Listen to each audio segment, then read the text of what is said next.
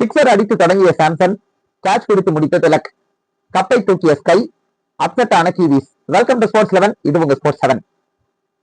2026 T20 உலகக்கோப்பை நிறைவு பகுதியை எட்டிவிட்டது. இந்திய அணி நியூசிலாந்துக்கு எதிரான இறுதிப் போட்டியில பிரம்மாண்டமான ஒரு வெற்றியை பெற்று 2024 T20 உலகக்கோப்பையை வென்றிருந்த நிலையில ஃபேவரட்ஸா தொடங்கிய இந்திய அணி இந்த டோர்னமெண்ட்ல டிஃபெண்டிங் சாம்பியன்ஸா தொடங்கி கப்பையும் சக்சஸ்ஃபுல்லா டிஃபெண்ட் பண்ணி இருக்கிறாங்க. இதன் விளைவா 3 முக்கியமான சாதனைகளையும் செஞ்சிருக்கிறாங்க. முதலாவது, எந்த ஒரு அணியும் T20 உலகக்கோப்பையை தொடர்ச்சியாக 2 முறை வென்றதில்லை. அதை இந்திய அணி செய்து காட்டியிருக்கிறது. இரண்டாவது, எந்த ஒரு தொடரை நடத்துகிற அணியும் T20 உலகக்கோப்பையை வென்றதில்லை. அதையும் இந்திய அணி செய்திருக்கிறது. மூன்றாவது, எந்த ஒரு அணியும் T20 உலகக்கோப்பையை 3 முறை வென்றதில்லை. அதையும் இந்திய அணி செய்திருக்கிறது. ஒட்டுமொத்த உலகக்கோப்பை வரலாற்றுல 2 அணிகள் மட்டும்தான் தொடர்ச்சியா 2 அல்லது அதற்கு மேல மென்ஸ் கிரிக்கெட் உலகக்கோப்பையை வாங்கியிருக்கிறாங்க. இரண்டுமே 50-60 ஓவர் உலகக்கோப்பைகள்ல நடந்தது. 1975-79 மேற்கிந்திய தீவுகள் அணி தொடர்ச்சியா 2 உலகக்கோப்பைகளை வென்றாங்க, 60 ஓவர் உலகக்கோப்பை. அடுத்தது 1999, 2003, 2007 3 ஆண்டுகள்ல ஆஸ்திரேலிய அணி தொடர்ச்சியா உலகக்கோப்பையை வென்றாங்க. இதுதான் ஓடிஐ கிரிக்கெட்டை பொறுத்த வரைக்கும் வரலாறு. T20 கிரிக்கெட்டை பொறுத்த வரைக்கும் ஒரே அணி 2 முறை தொடர்ச்சியாக வென்றது இதுதான் முதல் முறை. 3 முறை வென்றதும் இதுதான் முதல் முறை. Hats off to Suryakumar Yadav and the entire men in blue for winning the T20 World Cup back to back. So அரையிறுதி போட்டிகள்லயும் இறுதி போட்டியிலையும் என்ன நடந்துச்சுன்றத வேகமா பாத்துருவோம். முதலாவது அரையிறுதி போட்டி மார்ச் 4ஆம் தேதி நடந்துச்சு. அதுல தென்னாப்பிரிக்கா மற்றும் நியூசிலாந்து அணிகள் மோதினாங்க. முதல்ல நியூசிலாந்து அணி டாஸ் ஜெயிச்சு பந்து வீச்சை எடுக்க தென்னாப்பிரிக்கா அணி தடுமாற்றமா பேட்டிங்கை தொடங்கி டாப் ஆர்டர் விக்கெட்ஸ் ரொம்ப சீப்பாக நியூசிலாந்துக்கு கொடுத்தாங்க. டெவல் பிரேவிஸ் 34 ரன்னையும் ஸ்டப்ஸ் 29 ரன்னையும் அடிக்க பின்னாடி நடுவரிசையில இறங்கி லோவர் ஆர்டரை கூட வச்சுக்கிட்டு மார்க்கோ யான்சன் அடிச்ச 55 ரன்களுடைய விளைவா 169 ஒரு டீசென்டான ஒரு ஸ்கோரை ஒரு பாட்டா பேட்டிங் விக்கெட்ல நியூசிலாந்துக்கு டார்கெட்டா வச்சாங்க. 170 அடிச்சா வெற்றின்னு சொல்லி இறங்கின நியூசிலாந்து அணி 12.5 ஓவர்கள்ல இந்த டார்கெட்டை அடிச்சு முடிச்சாங்க. ஓபனிங் இறங்கின டிம் சைஃபர்ட் 58 ரன்கள் அடிச்சுட்டு அவுட் ஆனாலும் இன்னொரு பக்கம் மொரட்டாட்டம் போட்ட பின் ஆலன் 33 பந்துகள்ல சவுத் ஆப்பிரிக்கன் பவுலிங்க 4 அப்புறமா செதறடிச்சு 100 ரன்கள் அடிச்சு டீமை வெற்றிக்கு அழைச்சிட்டு போனாரு.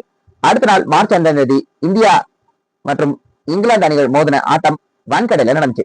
டாஸ் ஜெயிச்ச இங்கிலாந்து கேப்டன் ஹாரி புரூக் பந்து வீச்சை தேர்வு செய்ய முதல் ஓவரை ஆர்ச்சர் வீச ஒரு பவுண்டரியும் சிக்ஸரும் அடிச்சு இன்னிங்ஸை தொடங்கி வச்சாரு சாம்சன். அடுத்து வந்த அபிஷேக் சர்மா 9 ரன்கள்ல தன்னுடைய விக்கெட்டை வில்ஜாக்ஸ் கிட்ட கொடுத்துட்டு போக அடுத்தது சாம்சன் கூட ஜோடி சேர்ந்தார் இஷான் கிஷன். 2 பேரும் சேர்ந்து அதிரடி காட்ட அதற்கு இடையில் 15 ரன் எடுத்திருந்த சாம்சனுக்கு ஹாரி புரூக் ஒரு லைஃபை கொடுக்க அதுக்கு பிறகு ஆரம்பிச்சது ருத்ரதாண்டவம். அதுலயும் ஆர்ச்சருடைய பந்து வீச்ச கரம் வச்சு வெளுன்னு பவுண்டரிகளும் சிக்ஸர்களுமா வெளுத்து கட்டினாரு சாம்சன். கூட இஷான் கிஷனும் பாட்டியில ஜாயிண்ட் ஆக இந்த 2 பேரும் சேர்ந்து 2வது விக்கெட்டுக்கு சூப்பரான ஒரு பார்ட்னர்ஷிப்பை கட்டமைச்சாங்க. அந்த சூழல்ல பந்து வீச்சுக்குள்ள வந்த அடில் ரஷீத் கூட இஷான் கிஷன் கீழ மோசமா அடி வாங்க ஆரம்பிச்சாரு. இப்படி ஸ்பீட் பவுலர்கள் ஸ்பின் பவுலர்கள் சொல்லி எல்லாரையும் கட்டம் கட்டி வெளுத்துக்கிட்டு இருந்த இஷான் கிஷன் மற்றும் சாம்சன் ஜோடிய சுத்தமா சமாளிக்க முடியாம திணறினாங்க இங்கிலாந்து வீரர்கள்.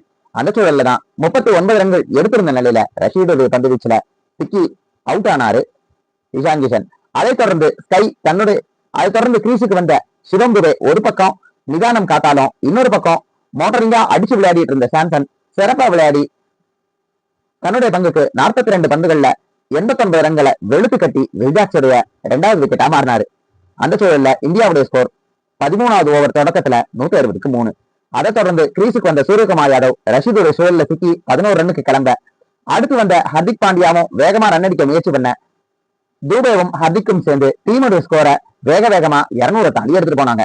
அதை தொடர்ந்து இந்த 2 ஜோடியை பிரிக்கிறது ரொம்ப கஷ்டமா இருந்த சூழல்ல சிவம் துபே மற்றும் பாண்டியா கடையில வந்த ஒரு மிக்சப்பின் விளைவா தூபே 43 ரன்னுக்கு ரன் அவுட் ஆனாரு.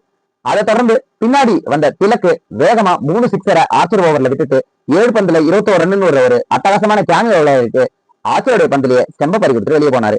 அடுத்து கடைசியில பினிஷிங் டச்சஸ பாண்டியா கொடுக்க கடைசியில 254 அப்படின்ற ஒரு டார்கெட்டை இங்கிலாந்து முன்னாடி வச்சாங்க இந்தியன் டீம். 253 அப்படின்ற ஒரு பிரம்மாண்டமான ஸ்கோரை அடிச்சதுடைய விளைவா தங்களுடைய பேட்டிங் ஹீரோயிக்ஸால இங்கிலாந்த பிரஷருக்குள்ள தள்ளி விட்டாங்க இந்தியன் டீம். இருந்தாலும் இந்தியன் டீமுடைய பிரஷரை சமாளிக்கிற விதமா இங்கிலாந்து டீம் பாசிட்டிவாவே தொடங்கினாங்க. இருந்தாலும் அவங்களுக்கு ஏர்லி செட்பேக்கா பாண்டியாவுடைய பந்து வீச்சுல முதல்ல எடுத்த உடனே 5 ரன்னுக்கு காலி ஆனாரு அவங்களுடைய ஓபனிங் பேட்டரான பில்சால்ட். அதை தொடர்ந்து இந்த தொடர் முழுக்க தடுமாறிக்கிட்டு இருக்கிற ஜாஸ் பட்லர் ஒரு பக்கம் நிலச்சு நின்று ஆட முயற்சி பண்ண, இன்னொரு பக்கம் கிரீஸுக்கு வந்த ஹாரி புரூக்கும் பும்ராவுடைய பந்து வீச்சுல 7 ரன்னுக்கு காலியானாரு. புரூக் அவுட் ஆனதை தொடர்ந்து கிரீஸுக்கு வந்த ஜேக்கப் பெதல் பும்ராவுடைய முதல் ஓவர்ல 6 அடிச்சு மங்களகரமா தொடங்கினாரு. அதை தொடர்ந்து அட்டாக்குள்ள வந்த வருண் சக்கரவர்த்தியும் விட்டு வைக்கல. 3 பந்துல 3 சிக்ஸர். அதை தொடர்ந்து சிங்கிள் தட்டி கொடுக்க இன்னொரு பக்கம் 25 ரன் எடுத்து நிதானமா ஆடிட்டு இருந்த ஜோஸ் பட்லர் கூகுளியை கணிக்க முடியாம வருணுக்கு ஸ்டெம்ப கொடுத்துட்டு போனாரு. அடுத்து வந்த டாம் பேண்டன் முதல்ல 4 அடிச்சு தொடங்க, அடுத்தது அட்டாக்குள்ள வருணுடைய பார்ட்னரா பின் பார்ட்னரா வந்த அக்சர் பட்டேல் அவரை 6 அடிச்சு வெல்கம் பண்ணாரு டாம் பேண்டன். இருந்தாலும் அவருக்கு சூப்பரான ரிப்ளைய ஆம்பால் போட்டு கிளீன் போல்ட் ஆக்கி 17 ரன்னுக்கு பேண்டனை கலத்தி விட்டாரு அக்சர். அதை தொடர்ந்து வில் ஜாக்ஸ் கிரீஸுக்கு வர, அங்கதான் பிரஷர் முழுக்க இந்தியா பக்கமா திரும்ப ஆரம்பிச்சது. ஜாக்ஸும் பெத்தலும் சேர்ந்து இந்தியா பவுலிங்க பவுண்டரிகள் சிக்ஸர்கள்னு சொல்லி ரன் ரேட்டுக்கு தேவையான ரன் ரேட்டுக்கு மேல வேகமா அடிச்சு குடிக்க இந்தியா மேல ஒட்டுமொத்த பிரஷரும் திரும்ப ஆரம்பிச்சது. ஒரு பக்கம் பெத்தல் சிக்ஸர்களும் பவுண்டரிகளுமா அடிக்க, இன்னொரு பக்கம் தொடக்கத்துல தள்ளி விளையாடி அதுக்கு பிறகு தன்னுடைய வான வேடிக்கைய ஜாக்சன் காட்ட ஆரம்பிச்சாரு. எந்த பவுலர் போட்டாலும் அவங்களுடைய பவுலிங் பறந்துகிட்டே தான் இருந்துச்சு. அதுவும் அக்சர் மற்றும் வருண் சக்கரவர்த்தியால ரன் ஃப்ளோவை கட்டுப்படுத்தவே முடியல. அந்த சூழல்ல தான் மீண்டும் டீமுடைய ரெஸ்கியூ ஆக்டுக்காக பந்து வீச்சுல வந்தாரு ஹர்ஷதீப் சிங். 35 ரன் எடுத்திருந்த ஜாக்ஸ் அவரை டார்கெட் பண்ண முயற்சி பண்ண, ஒரு அட்டகாசமான கேட்சை அக்சர் பிடிச்சு சிவம் துபே கிட்ட பாஸ் பண்ண 35 ரன்னுக்கு காலியானாரு வில் ஜாக்ஸ். அதை தொடர்ந்து வந்த சாம் கரனும் முதல்ல பவுண்டரி அடிச்சு தொடங்கினாலும், இன்னொரு பக்கம் பும்ரா மற்றும் பாண்டியாவுடைய கட்டுக்கோப்பான பந்து வீச்சுக்கு தடுமாற, அதையெல்லாம் பத்தி கவலைப்படாம வேற ஒரு பிச்சில பேட்டிங் ஆடுற மாதிரி மிரட்டலா பேட்டிங் ஆடின ஜேக்கப் பெதல் 42 பந்துகள்ல சூப்பரா ஒரு செஞ்சுரி அடிச்சாரு.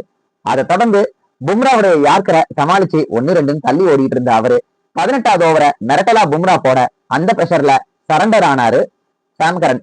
14 பந்துல 18 ரன் அடிச்சு பாண்டியா பால்ல காலி. கடைசி ஓவர்ல 30 ரன் அடிச்சா வெற்றி அப்படின்ற சூழல்ல பந்து சிவம் துபே கையில போக, அந்த ஓவர்ல கிட்டத்தட்ட 22 ரன்கள் வர, அதுல ஆர்ச்சர் 3 சிக்ஸரும் அடக்கம். இப்படி ஒரு மிரட்டலான மேட்ச். ஒட்டுமொத்த அக்ரிகேட்டா 40 ஓவர்ல 499 ரன் அப்படின்ற ஒரு டேலியை எடுக்க 7 ரன் வித்தியாசத்துல தப்பிச்சோம் பிழைச்சோம்னு சொல்லி ஃபைனலுக்குள்ள நுழைஞ்சாங்க இந்தியன் டீம். இந்தியா நியூசிலாந்து அணிகளுக்கு இடையில ஃபைனல் அகமதாபாத்ல இருக்கிற அந்த ஆரஞ்சு கலர் ஸ்டேடியம், அதாவது என்எம் ஸ்டேடியம்ல நடந்துச்சு. டாஸ் ஜெயிச்ச நியூசிலாந்து கேப்டன் சாண்டனர் மீண்டும் ஒரு முறை பந்து வீச்சை தேர்வு செஞ்சு இந்தியாவை பேட்டிங் செய்ய அழைச்சாரு. ஆனா அவருக்கு தெரியாது இந்தியன் டீம் பேட்டிங் ஃபர்ஸ்ட் பேட்டிங்ல விட்டா என்ன பண்ணுவாங்க அப்படின்னு சொல்லி. இப்படி முரட்டாட்டம் ஆடுவாங்கன்னு சொல்லி சாண்டனர் கூட நினைச்சிருக்க மாட்டாரு.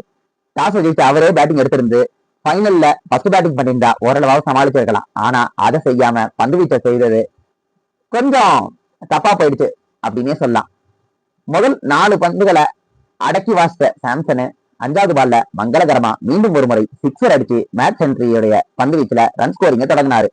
இன்னொரு பக்கம் அபிஷேக் சர்மா 1களும் 2களும் அடிச்சு முதல் ஓவர்கள் நிதானமாவே ஆடினாரு.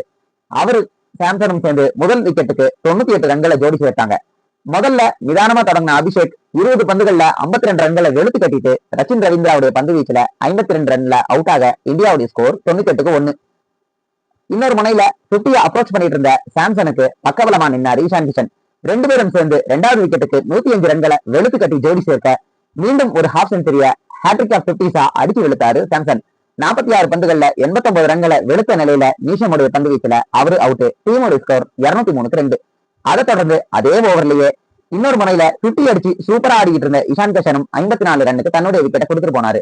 தொடர்ந்து அதே ஓவர்ல கிரீஸுக்கு வந்த கேப்டன் ஸ்கை பால்லயே 6 அடிக்கிறேன் பாருன்னு சொல்லி நேர ரவீந்திரா கையில கேட்ச கொடுத்துட்டு கோல்டன் டக்குக்கு காலி. டீமோட ஸ்கோர் 203-1 இருந்து 204-4. அங்க இருந்து பாண்டியாவும் திலக்கும் சேர்ந்து ரிப்பேர் ஜாப கையில எடுக்க பாண்டியா வேகமா 18 ரன் அடிச்சுட்டு மேட் ஹென்ரியோட பந்து வீச்சுல அவுட் ஆக, இன்னொரு பக்கம் திலக்கு 1-2 தட்டி தட்டி ஆட அவருக்கு பினிஷிங் டச்சஸ் கொடுக்கறதுக்காக கிரீஸுக்கு வந்த சிவம் துபே 8 பந்துல 26 ரன்னை வெளுத்து கட்ட இந்தியாவுடைய ஸ்கோர் 5 விக்கெட்டுக்கு 255. 20 ஓவர் முடியல. நியூசிலாண்டை பொறுத்த வரைக்கும் ஒரே ஒரு ஓவர் போட்டு 5 ரன் கொடுத்த கிளென் பிலிப்ஸுக்கு 2வது ஓவர் கொடுக்கல ஏன் அப்படின்னு கேட்க வைக்கிற மாதிரி தான் அவருடைய ஸ்கோர் கார்டு இருந்தது. காரணம் எல்லா பந்து வீச்சாளர்களும் 10, 12, 13, 14 பயங்கரமா எக்கானமில ரன்களை வாரி எடுத்திருக்க. இன்னொரு பக்கம் சாண்ட்னர் 4 ஓவர்ல விக்கெட் எடுக்காம 33 ரன்னு, கிளென் பிலிப்ஸ் 1 ஓவர் போட்டு விக்கெட் எடுக்காம 5 ரன்னு சொல்லி வெறும் 5 ஓவர்கள் தான் எக்கனாமிக்கலா வீசப்பட்ட ஓவர்களுக்குள்ள இருந்தது. 256, அதுவும் ஒரு பைனல்ல, ஒரு ஐசிசி டோர்னமெண்ட் பைனல்ல ஒரு பெரிய இலக்கை நோக்கி நியூசிலாந்து அணி களமிறங்கினாங்க. செமிபைனல்ல பின் ஆலன் காட்டின ஹீரோயிக்ஸ மீண்டும் ஒரு முறை காட்டுவாரு அப்படின்னு சொல்லி டிவி ஃபேன்ஸ் எதிர்பார்ப்புகளோடு இருக்க, அந்த எதிர்பார்ப்புல மண்ணை போடுற வேலையை சூரியகுமார் யாதவ் தரமா செஞ்சாரு. வெறும் 5 ரன்கள் எடுத்திருந்த நிலையில பின் ஆலனுடைய விக்கெட்டை 2வது ஓவர்ல அக்சர் பட்டேல கொடுத்து திலக் வர்மாட்ட கேட்ச் கொடுக்க வச்சு கிளப்பி விட்டாரு ஸ்கை. அதை தொடர்ந்து கிரீஸுக்கு ரவீந்திரா வர, அவரை பும்ரா தன்னுடைய முதல் ஓவர்ல மீண்டும் கேட்ச் கொடுக்க வச்சு 1 ரன்னுக்கு காலி பண்ணாரு. ஒரு பக்கம் பாண்டியாவுடைய ஓவரை அடிச்சு கொளுத்துன பின் ஆலன் அதை தொடர்ந்து வருண் சக்கரவர்த்தியும் சுத்தி சுத்தி வெளுக்க ஆரம்பிச்சாரு. எல்லா பவுலர்களையும் ஒரு பக்கம் அடிச்சு விளையாடுற வேலைய கையில எடுத்த டிம் சைஃபர்ட் தன்னுடைய பங்குக்கு ஒரு ஹாஃப் செஞ்சுரி அடிக்க 52 ரன்கள் எடுத்த நிலையில வருண் சக்கரவர்த்தி வீசின தன்னுடைய 2வது ஓவர்ல கேட்ச கொடுத்துட்டு அவரும் அவுட் ஆனாரு. அதை தொடர்ந்து ஒரு பக்கம் விக்கெட்டுகள் வேகமா விழுந்துகிட்டே இருக்குது. இன்னொரு பக்கம் சைஃபர்ட் நிற்பாருன்னு பார்த்தா அவரு 52 ரன்னுக்கு காலியாக ஒரு கட்டத்துல 5 விக்கெட் இழந்து 70 ரன் கூட எடுக்க முடியாம தடுமாறுறாங்க நியூசிலாந்து. அந்த சூழல்ல டாரல் மிச்சலும் மிச்சல் சாண்டரும் ஜோடி சேர்ந்து டீமோட ஸ்கோர 100 நோக்கி நகர்த்த, அந்த சூழல்ல 17 ரன்னுக்கு எடுத்திருந்த டாரல் மிச்சலும் காலியானாரு. அதை தொடர்ந்து டீமோடைய ஸ்கோரை வேகமா நகர்த்துறதுக்கு முயற்சி பண்ணுவாங்கன்னு பார்த்தா ஒரு பக்கம் மிச்சல் சாண்டர் தட்டி விளையாட மற்ற வீரர்கள் யாருமே கம்பெனி கொடுக்கவே இல்லை. டாரல் மிச்சலை தொடர்ந்து மேட் ஹென்ரியும் தன்னுடைய ஸ்டெம்பை பறி கொடுத்துட்டு கோல்டன் டக்காக டெய்லண்டர்களை வச்சுக்கிட்டு அவரால் முடிஞ்ச ரன்னை 43 அப்படின்ற ஒரு டேலிக்கு ஏற்றிக்கிட்டாரு மிச்சல் சாண்டர். அவரும் கடைசியில பும்ராவுடைய பந்து வீச்சில் அவுட் ஆக 19வது ஓவர்ல அபிஷேக் சர்மாவுடைய ஓவர்ல கடைசி பந்துல ஜேக்கப் டஃபி நேரா ஒரு பந்தை வான வேடிக்கையா காட்ட முயற்சி பண்ண, அதை லாங்கான்ல இருந்து திலக் வர்மா கேட்சா பிடிச்சு ஒட்டுமொத்த டீமையும் 159க்கு சுருட்டி போட்டாங்க இந்தியன் டீம். இதோட விளைவா 96 ரன்கள் வித்தியாசத்துல ஜெயிச்சு இந்த T20 வேர்ல்ட் கப் டைட்டில மீண்டும் ஒரு முறை ஜெயிச்சு 3வது முறை T20 வேர்ல்ட் கப் ஜெயிச்ச டீம், பேக் டு பேக்கா T20 வேர்ல்ட் கப் ஜெயிச்ச டீம், T20 வேர்ல்ட் கப் ஜெயிச்ச ஃபர்ஸ்ட் ஹோம் டீம் அப்படின்ற 3 ரெக்கார்டையும் இந்தியா தன்னுடைய வசமாக்குனாங்க. இந்த ஆட்டத்துல ஒரு பாட்டா பேட்டிங் விக்கெட்ல மிரட்டலா பந்து போட்டு 4 ஓவர் 15 ரன் 4 விக்கெட்னு பந்து வீச்சுல பயங்கரமா வித்த காட்டின பும்ராவுக்கு பிளேயர் ஆஃப் த மேட்சும், வெறும் 5 இன்னிங்ஸ் விளையாடி இருந்தாலும் 80 அப்படின்ற ஒரு சராசரியோட 321 ரன்கள், 27 பவுண்டர்கள், 24 சிக்ஸர்கள், கடைசி ஆடின 3 ஆட்டங்கள்ல 3 மிரட்டலான அரை சதங்கள்னு சொல்லி கிரன்ச் மேட்சஸ்ல கிரன்ச்சிங்கா ஆடி இருந்த சஞ்சு சாம்சனுக்கு பிளேயர் ஆஃப் த சீரீஸும் கொடுக்கப்பட்டுச்சு. யார் எதிர்பார்த்தா டோர்னமெண்டோட தொடக்கத்துல 5 இன்னிங்ஸ்ல சேர்த்து மொத்தமாவே 43 ரன் மட்டுமே அடிச்சு வச்சிருந்த சாம்சன் இந்த தொடர்ல தொடர்நாயகன் விருதை வாங்குவாரு, அதுவும் கிரன்ச் மேட்சஸ்ல 3 50s அடிச்சு இந்தியா ஜெயிக்கிறதுக்கு பெரிய காரணமா இருப்பாருன்னு சொல்லி. இருந்தாலும் அந்த விஷயத்த சாம்சன் செஞ்சு கொடுத்தாரு. சாம்சன் இதை செய்யறதுக்கு ஸ்கை அண்ட் கம்பெனி அவருக்கு பக்கபலமா இருந்து இந்த விஷயம் நடக்கிறதுக்கு ஒரு டீமாவே அவருக்கு துணை நின்று இருக்காங்க அப்படின்றதுல மாற்றுக்கிறதுக்கு இடம் இல்லை. அதே மாதிரி ஒரு நல்ல ரிச் ரன் ஆஃப் ஃபார்மோட இந்த டோர்னமெண்ட் குள்ள வந்திருந்த அபிஷேக் சர்மாவும் 3 டக்குல தொடங்கினாலும் கடைசி ஆட்டத்துல எப்போ தேவையோ அந்த சமயத்துல ஒரு மிரட்டலான ஹாஃப் செஞ்சுரியை போட்டு டீமுக்கு ஒரு நல்ல ஸ்டார்ட்டை கொடுத்து, அது மட்டும் இல்லாம கடைசி விக்கெட்டை எடுத்து ஆட்டத்தை சூப்பரா இந்தியா வசமா முடிச்சு வச்சிருந்திருக்கிறார். ஒட்டுமொத்தமா முதல் ஆட்டத்துல ஸ்கை சூப்பரா பேட்டிங்ல தொடங்கி வச்சத கடைசி ஆட்டத்துல சாம்சன் சூப்பரா பேட்டிங்ல முடிச்சு வச்சிருக்காரு. பவுலிங்கை பொறுத்த வரைக்கும் எல்லா ஆட்டங்கள்லயும் இந்தியாவுடைய பவுலிங் எல்லாமே கலெக்டிவா பக்காவா ஸ்கெட்ச் போட்டு சூப்பராக இருந்திருக்கு. ஃபீல்டிங் தொடக்க ஆட்டங்கள்ல மற்றும் சூப்பர் 8 ஆட்டங்கள் வரைக்கும் கொஞ்சம் மோசமா இருந்தாலும் whenever it's mattered அந்த நேரத்துல இந்தியாவுடைய ஃபீல்டிங்கையும் அவங்க வேற லெவலுக்கு அப் பண்ணி சூப்பராகவே பெர்ஃபார்ம் பண்ணி இந்த கப்பை தங்கள் வசமாக்கி இருக்கிறாங்க. Hats off to Suryakumar Yadav and the entire Indian unit on behalf of Sports 11 for winning the T20 World Cup.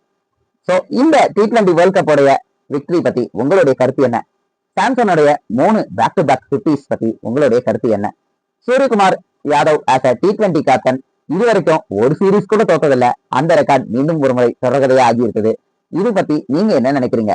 பதில்களை கமெண்ட் செக்ஷன்ல போஸ்ட் பண்ணுங்க. வீடியோ பிடிச்சிருந்தா லைக் பண்ணுங்க. மறக்காம உங்களோட ஃப்ரெண்ட்ஸ்க்கு வீடியோ ஷேர் பண்ணுங்க. நம்ம ஸ்போர்ட்ஸ் சேனலை சப்ஸ்கிரைப் பண்ணி ஆதரவு கொடுங்க. நன்றி, வணக்கம்.